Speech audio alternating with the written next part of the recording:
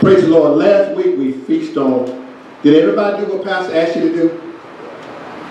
Lord have mercy, Jesus. Did I tell you to go home and read Jeremiah, all those verses, because I wasn't able to get into this verse, and I told you to study exile and separate. Well, a lot of stuff I'm just going to repeat today because I'm not going to stop preaching on it, but I'm just going to hand it out so I can get to where I stopped at, because this is a good lesson. I even shared some of it with Brother George outside about the lesson, and some more people about the lesson. The lesson is an excellent lesson if we listen and do. I got my babies coming in here now, praise the Lord. They come at the right time. Excellent lesson. And the title of the message from last week were, and the title have not changed, for I know the plans I have for you, declared the Lord. I'm just going to read some things I covered.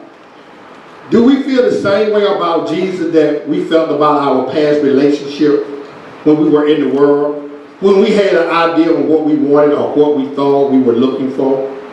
The Holy Spirit asked me that question, then He gave me when we were in the world. We promised people the world. Whoever it was that we were having a relationship with, girlfriend, boyfriend, wife's husband, and none of those things could we guarantee that we could deliver. But we claim that we are in a relationship with Him, but don't want to hold Him responsible, which is God. We claim with Him, but you want to hold us responsible for things we promise you all, but God say, you want to hold them responsible for something you know they can't deliver. But God said, why don't you hold me responsible? But we don't want to hold Him responsible, and I'll tell you why. The reason why we don't want to hold Him responsible because Jesus wants something back from us, just like us. And we are not willing to do that. But this is just what Jesus told those Pharisees and those Sadducees. Why put a yoke around the people that you were not able to bear? See, the Pharisees will come tell you what the words say and twist it, tell you, you shouldn't do this, you shouldn't do this. These were the Pharisees and Sadducees. And Jesus said, you're trying to hold them accountable for keeping my word, and you can't even keep it. So it's the same thing with this, what God said in this word. You want to hold pastor, co-pastor want to hold pastor responsible for this new Jag.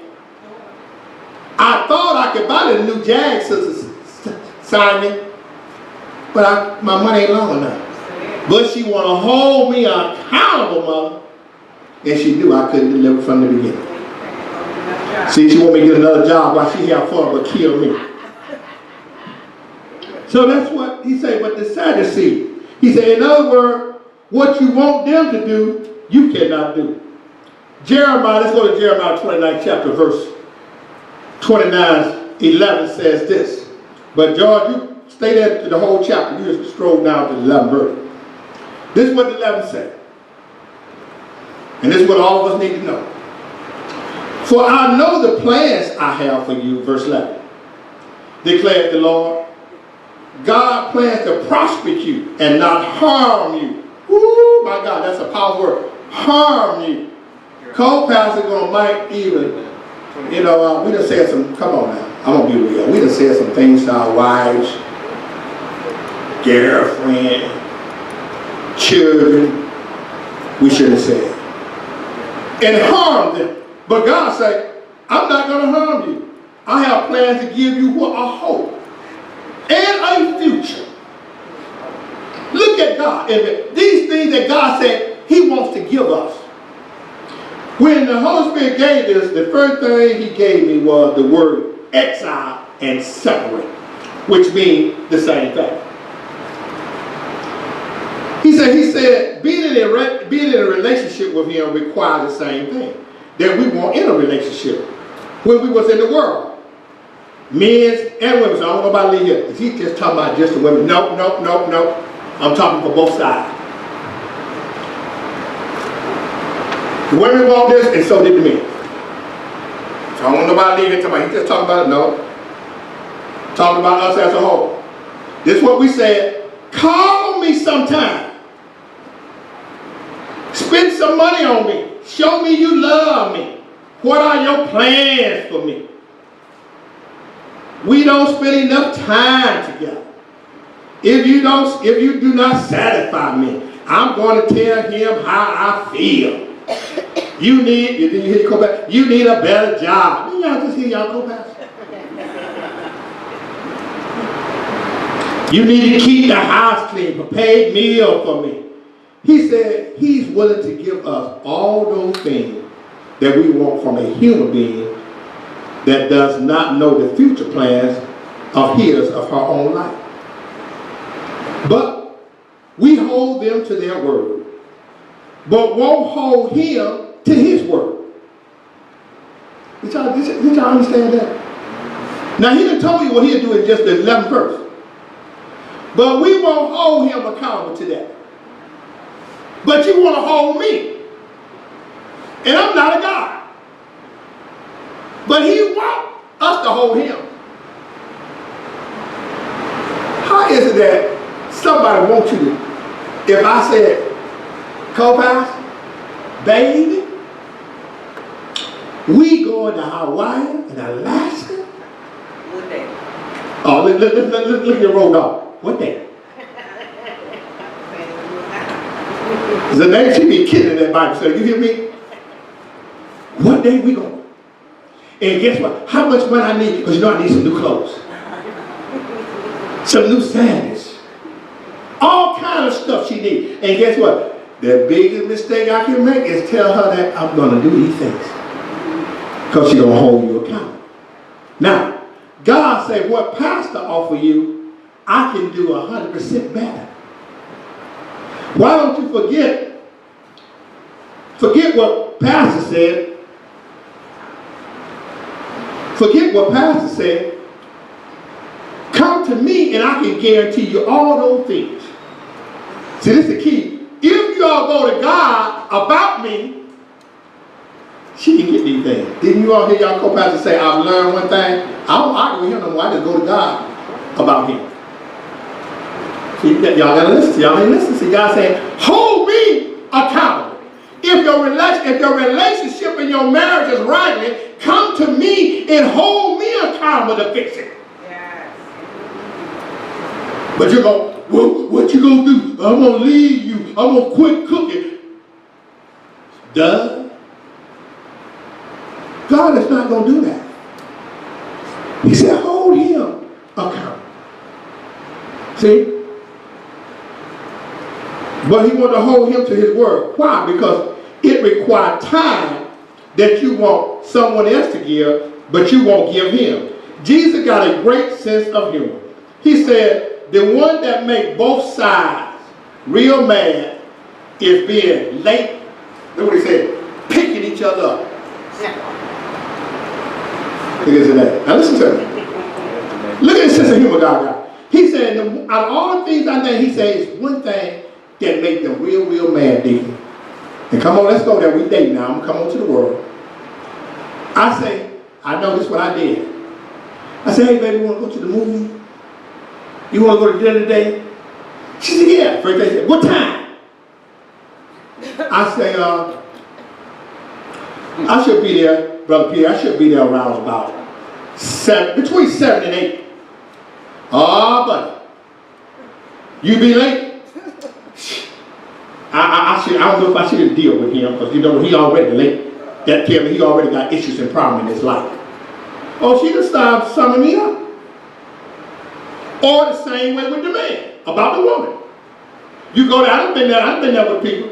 Oh, we're gonna be ready. You go there, boo boo. You go knock on the door, they tell you wait, so you say, go ahead, the car be out there. 20 minutes, went about half an hour went by. So you know, I'm one of them, I go ghetto too, if you make me. I sit in your driveway and blow the horn. I knocked on the door, was courtesy, but you tell me you won't be out in 5 minutes. I've been out here half an hour. Why? Well, guess what? That makes us mad. And guess what God said? How do you think he feels when you late for church? I don't see y'all coming. We got to get real. The thing that you want, he said, I want the same thing that you want in a relationship. This is what God said to me. Now, some people are late that they call me. I respect that.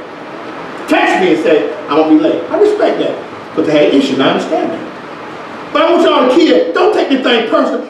Take this the kind of relationship God is saying, I want what you want out of a relationship.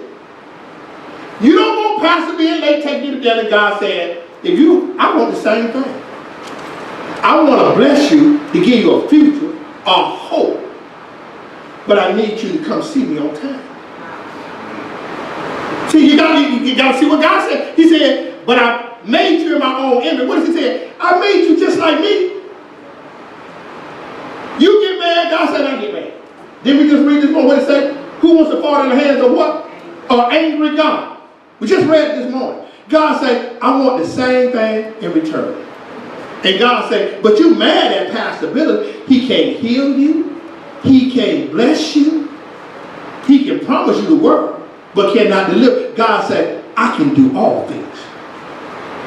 If you'll just give me the same thing you want. Be at church on time. Do all these things. And God said, I can do everything that you ask me.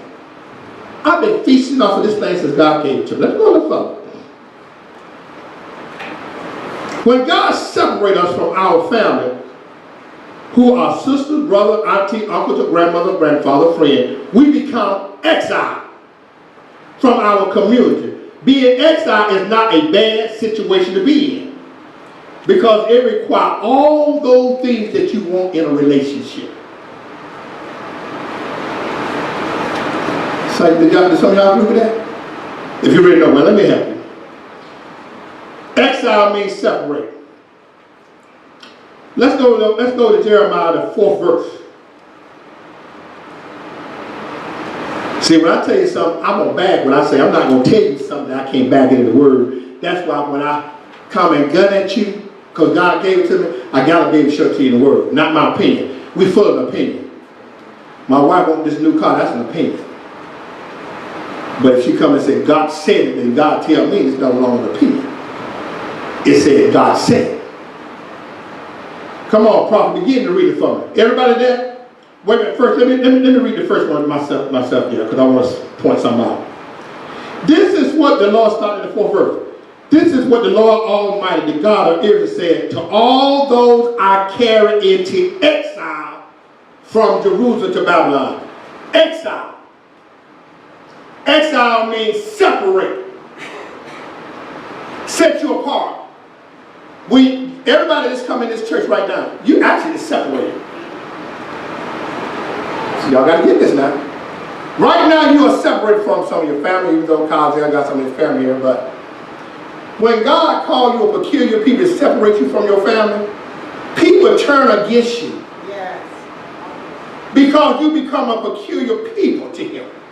He separates you from everybody else because he wants to use you for his glory. You are somebody's precious to him. But he got to put you in exile. Separate you. And you know what? We say separate. I'm going to show you that.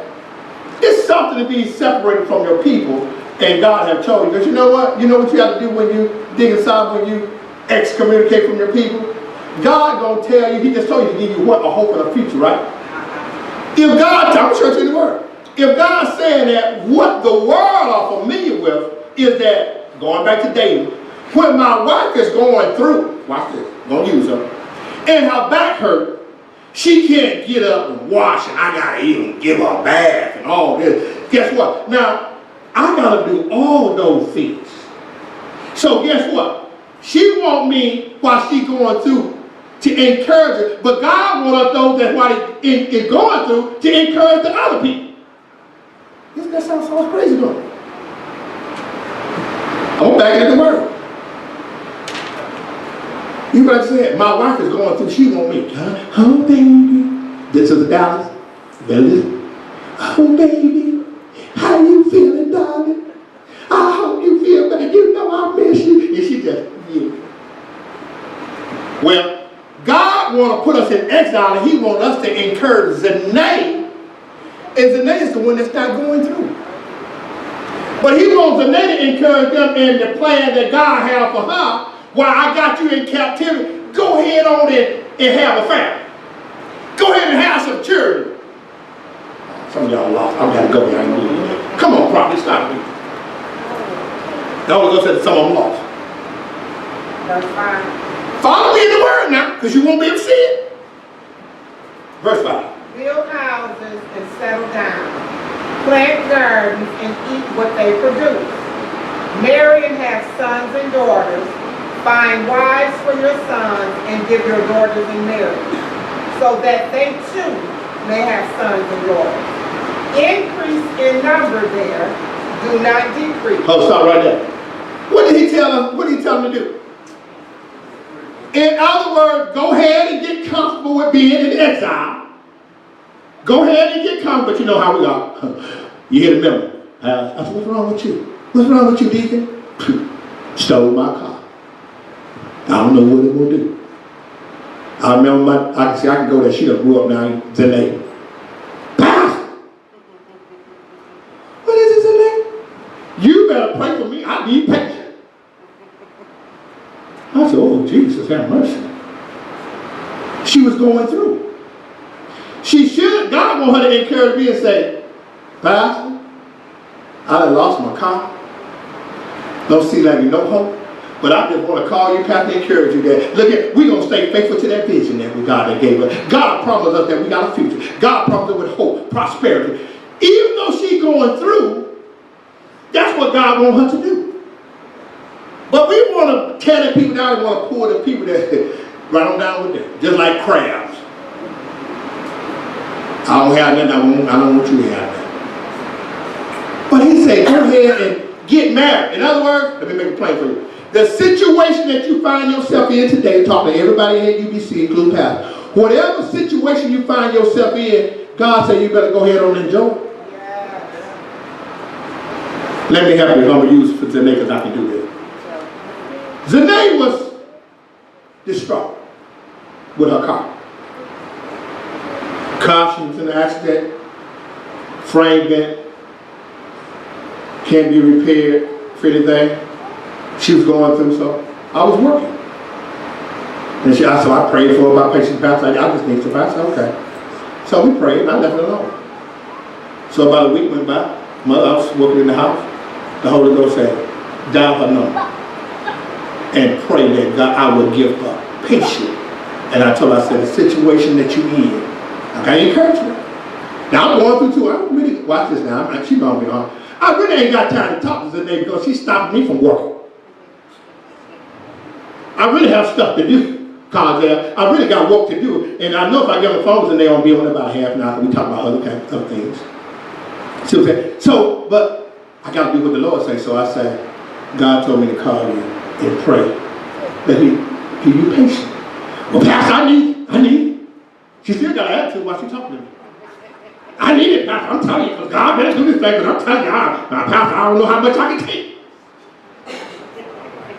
You know. I said, well, praise the Lord, dear. I said, I just only call you to tell you what thus said the Lord. Okay, Pastor, okay, I'll talk to you. She comes to Bible study. Now, the Lord done did what He said He would do. So, do you have another car? Yes. So God done bless you. Yes. Even in your storm, while you was in exile. Because you was in exile. You were separated, oh my God, you were separated from the church. You couldn't even get to church. You was in an idle place where nobody could help you. But the Lord, but it might have been somebody came and did something, but it wasn't them, it was the Lord. Yes. I know the plan. I already got the person in place that's going to provide the car, and I already got the person in place that's going to finance the car. I got the person in place to do whatever thus said the Lord. But I want you, Zanae, to go ahead on, continue to work now. Go to work. But you know, here was some of us. I ain't got no car. I ain't going to work. I just ain't going to have no job.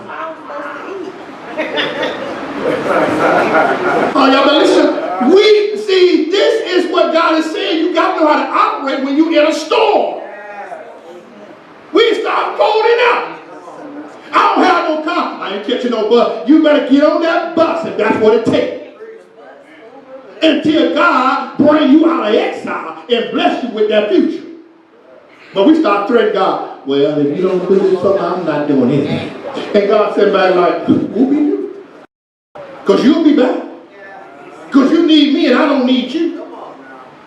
We think that we need God. We better think God need us.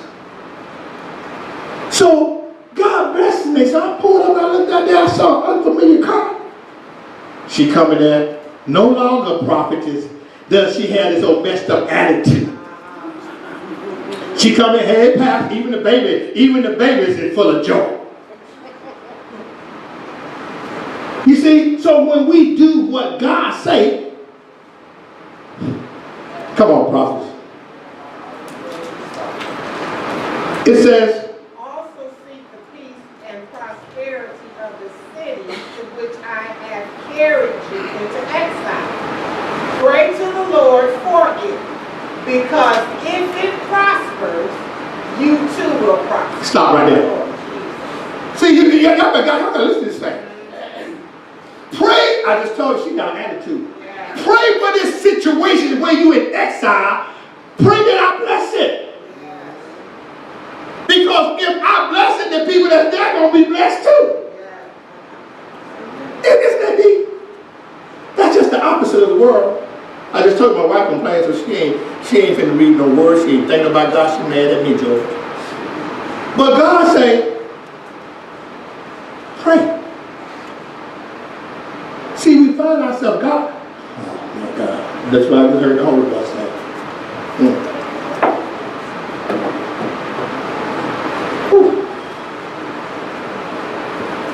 See, he says, some of you all, he haven't showed you yourself yet. Now let me help you. Because he told me to make it plain. God is not going to give my wife how to help. Oh my God, Jesus. I saw my wife back there in the back telling you all to get some.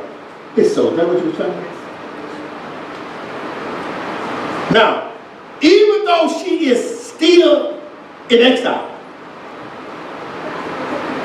with her back, can't do the things that you all do. You all just jump up and run and get in your car. She can't do that yet. But she still finds herself, because God has shown herself, even though I am in limbo, Brother Pierre, I'm still willing to help you. Yes.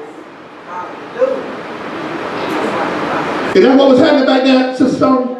Sister Brown? She now, the world will tell you this. Come on, you better be real. You know you done did the same thing. Sister Brown, what you help me? Girl, I ain't got time no more. I got part of my own. Shoot, what you talking about? You better catch me when I'm feeling better. That's the way we are familiar with. But God's ways is not your ways, and his thoughts are not your thoughts. So God is saying, she back there, she's saying, well, you know what? I know, God, you need to get this, Sister Son. This is why you need to do this. Even though she's still in exile with her back, she's there helping. Because she said, I want you all to still be blessed, and I'm praying for you all, because by doing that, then God gonna bless me. See, we don't understand how to get blessed. We just think God is gonna drop them big old blessings out of the sky for you doing nothing. Oh my God, watch this. You ain't gonna go on a date with me if I don't spend no money on you. Yeah. Lasagna ain't gonna let me hug her. Oh, remember last time we went out, you asked me, are we gonna be able to, come on, what the word is the young generation that we pay the bills together, pay, what do you call it? What is it? Dutch. We going Dutch today. You buy yours, so I don't care if you order 2 orders of shrimp, they show me.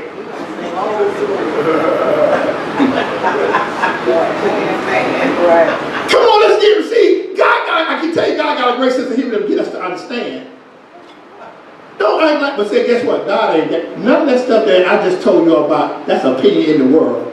And none of that stuff is in the Bible. God don't say nothing about splitting that. He said, I'll take care of it all by myself. See? God said, counsel on 1,000 here belongs to me. Whatever you want, I ain't gonna ask you to give pastor. You ain't got to threaten pastor about doing anything for you. Just come, I'll make pastor do it. But that's my opinion. Well, you know what? He gonna do this thing, or I'm not gonna kiss him, not gonna hug him. Matter of fact, when he come to the door, I'm gonna peep out the peephole and say, and go on back and sit down. Forget him. He'll be back. But guess what? Don't act like you don't get that person to do anything. Because they'll tell you what you need to hear. Just like you tell us what you want us to hear. And knowing you lying. But God will not lie. So, I just told you, you got to be just like the prophet. Help people when they're in a storm and exile. Don't just focus on yourself. So God got to show you yourself first. So God can show my wife that she can be trusted with wisdom and knowledge to help other people, because she's not going to just take the focus off. She's going to take the focus off herself and focus on the people. See what I'm saying? In other words, I made that plain. God is not going to give Pierre $100,000 when he said, I want to give you some money to be able to use to get the front of the church up. He's not going to give it to Pierre, and Pierre ain't going to come and say, Pastor, you know, I saw the front of the church need to be, and I know the church ain't got all that kind of money, but I want to donate $20,000. He going to give that money to somebody that will come in here and do just that. He's not going to give it to somebody that's not going to do that. I don't care how much you pray. Because he said what? Some of the things he did, we'll lose our salvation. God was not going to give me no vet when I was 21 years old. Then you all wouldn't have this woman for a co-pastor today. So the bride, she wouldn't be here today. She would have left me, I know she would have. And I've still been out there trying to get it on at 60 years old. And praying, y'all in prayer, but God save that crazy man out there. Come on, baby, finish reading. Verse 8. Verse 8, hold on, let me get my paper. The same things. Okay. Yes, this is what the Lord Almighty, the God of Israel, says. Do not let the prophets and the diviners among you deceive you. Do not listen to the dreams you encourage them to have. Now you all listen. Pay close attention here. They are prophesying lies to you in my name. I have not sent them, says the Lord. This is what the Lord says. When 70 years are completed for Babylon, I will come to you and fulfill my gracious promise to bring you back to this place. For I know the plans I have for you, declares the Lord. Plans to prosper you and not to harm you. Plans to give you a hope and a future. Then you will call upon me and come and pray to me, and I will listen to you. You will seek me and find me when you seek me with all your heart. Coach, stop right there. Does the 12th verse sound familiar to y'all in the prayer? Yeah. See, come on, I'm going to stop because I know some of y'all don't pick up. I got to stop sometime and just show you things. What do the 12th verse say?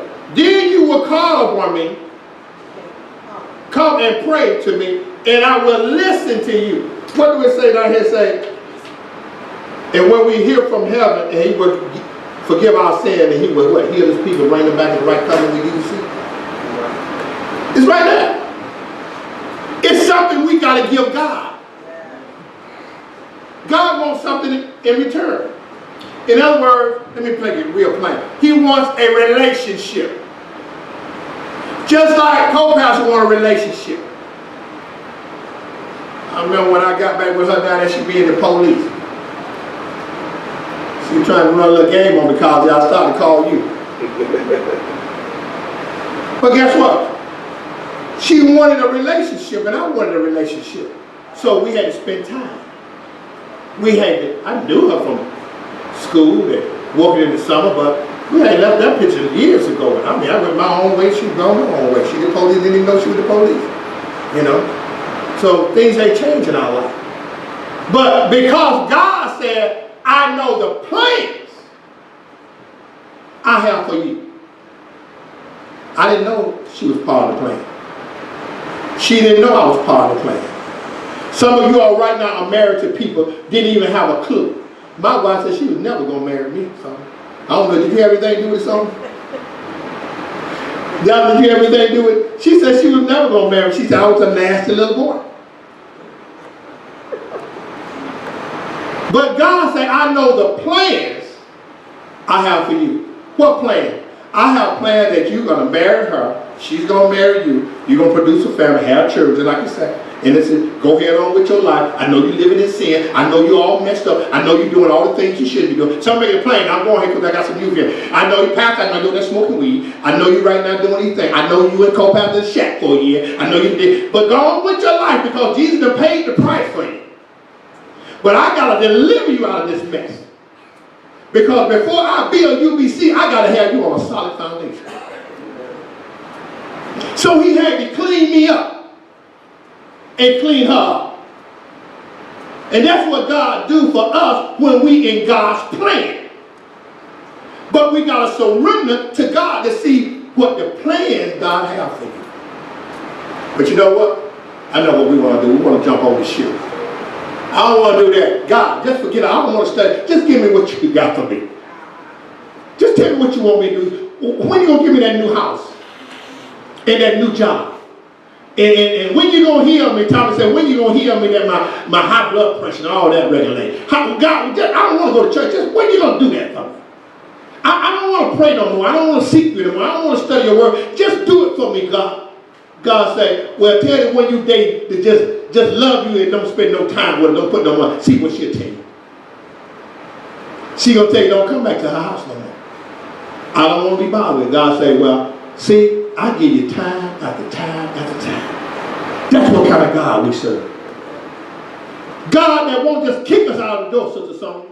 He's a God that gives us opportunity after opportunity to come back and forth. But mercy and grace will run out on you.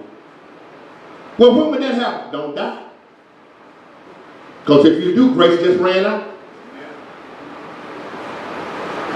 Prophet, go ahead and finish reading. I'm going to close because my deacon got to come forward. Yes, read all of that. You will seek me and find me when you seek me with all your heart. I will be found of you, declares the Lord, and will bring you back from captivity. I will gather you from all the nations and place you where I have banished you, declares the Lord, and will bring you back to the place from which I carried you into exile. You see that? He said he's going to bring you all back. No matter if, I'm going to use the there again. I'm going to bring you back to where you was today. You had a car, although you don't have a car, I'm going to bring you back to the place where I took you from an exile when you didn't have a car, you were driving. Now that you don't have a car, so you was exiled, but I'm going to bring you back after you suffer. I'm going to bring you back and bless you where you was exiled from. So right now, she right back where she was. She done forgot about all those days she suffered. She don't even want to talk about that old car. She don't want to talk about the pain and the suffering because she got a new name. But you know what? She's consistent and she's a faithful type of her. God, you hold God accountable for it. I'm telling you. And you know what? Zanae ain't never denied to me that God, every time I told her God, she said, Pastor, I know her whole thing was, I just need him to hurry up.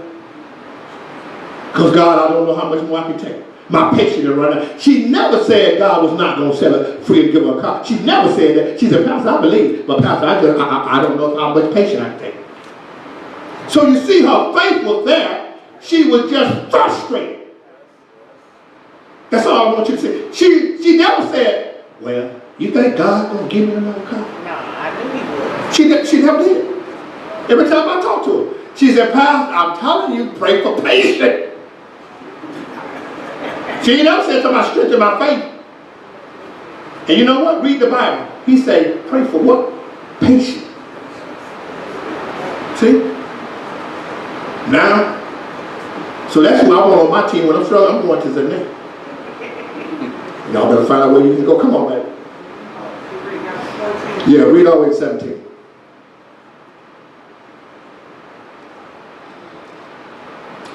It started 15.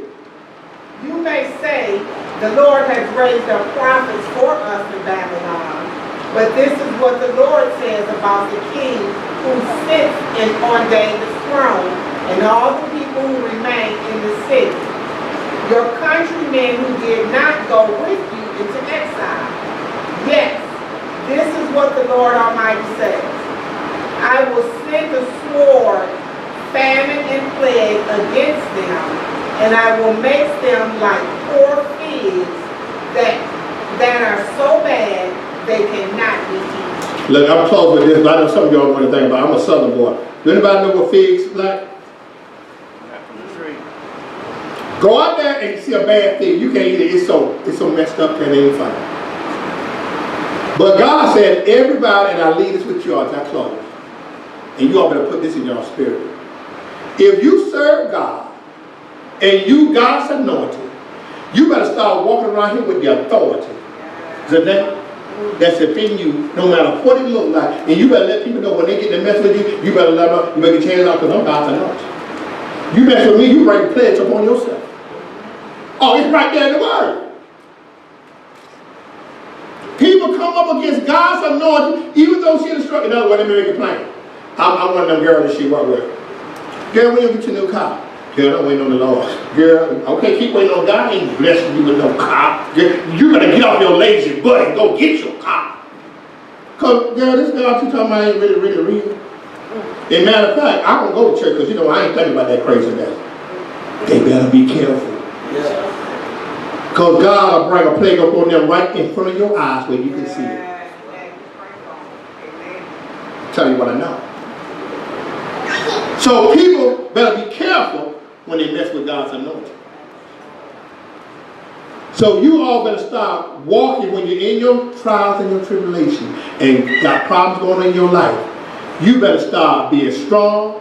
Do what the word say.